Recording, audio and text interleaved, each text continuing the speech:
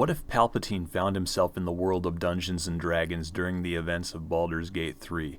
What choices would he make, and what would his journey look like? These are the questions I plan to answer within this series. My RP way of explaining how this scenario could even take place is that when Vader throws Palpatine over the ledge at the end of Return of the Jedi, the explosion we see the Emperor consumed in actually opens up a portal to the dimension Baldur's Gate 3 takes place in. Palpatine would fall through this portal and land on a Mind Flayer ship before ultimately being tadpoled. With the background out of the way, let's discuss how I played this character in order to best imitate Palpatine's behavior. 3 main guiding rules I applied were: Number 1, evil choices. Palpatine is one of the most evil characters in fiction, so this is pretty self-explanatory. Number 2 is manipulation over conflict. Palpatine certainly doesn't shy away from violence, but he often uses more psychological tactics to get the upper hand against his enemies. And our third rule is that Palpatine should primarily do damage using lightning abilities and a one-handed weapon here and there. For the build, I went with Storm Sorcerer for obvious reasons, as well as Charlatan Background, also for obvious reasons. The Dream Guardian was meant to be Anakin, but I really just did the best I could with that, as you can plainly see. Palpatine wakes up on the Nautiloid dazed and confused, but he quickly collects himself and pushes forward to find out where he is. Upon entering the next room, Sheev investigates a corpse and the Illithid record sitting next to it when he is suddenly interrupted by a voice calling out from the dark. He decides to investigate the voice and comes upon a talking brain begging to be released from its host's body.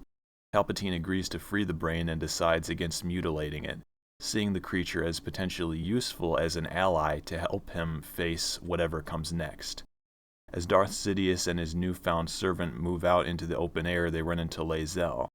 Palpatine prepares to kill her until he receives a rush of information from the tadpole about Lae'zel's recent activities, and he determines that he will let her live in order to give her a chance to prove her usefulness.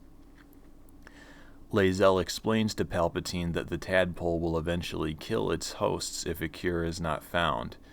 Dying would certainly stand in the way of Palpatine reclaiming his title of Dark Lord of the Sith, so he agrees to help Lae'zel put down the imps and gain control of the helm. The imps are handled with ease, and the trio moves on to the next task of gaining control of the ship. As the group moves closer to the helm, they come across a woman trapped in a pod and begging to be set free by passers-by. Palpatine examines the woman and determines her to be too weak to serve him. He moves on and does not lift a finger to help. Upon entering the helm, Palpatine and his allies find an onslaught of infernal enemies standing between them and taking control of the ship. However, the hellish creatures proved no match for Sheev's lightning, Lae'zel's military training, and the claws of us. And before long, the imps and hellbores are wiped out. Palpatine connects the nerves of the transponder and sets the next stage of his journey in motion.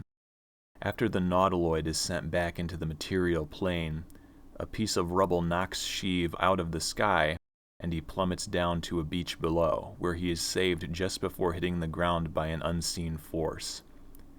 He awakens the next day, remembering the ticking parasite-shaped time bomb he has within his head, and that he must stop at nothing to find a cure and attain his goal of unlimited power. Thank you for watching the video. Please be sure to like and subscribe for more, and I will see you in the next one.